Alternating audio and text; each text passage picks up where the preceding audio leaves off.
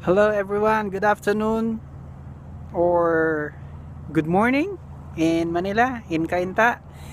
This is your former member Butch. I'm here in wintry Winnipeg. As you can see, it's still winter.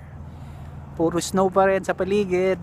And ayan, I'm here at the grounds of my work here in the St. Benedict's Monastery. Ayan yung building namin.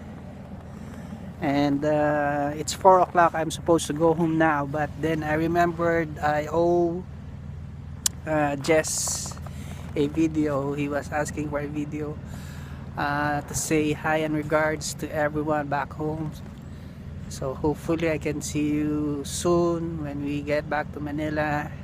It's been quite a while, 8 years.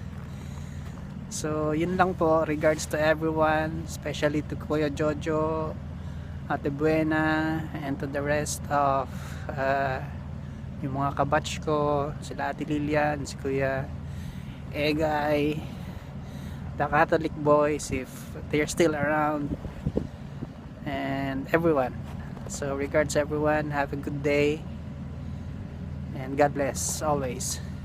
Bye.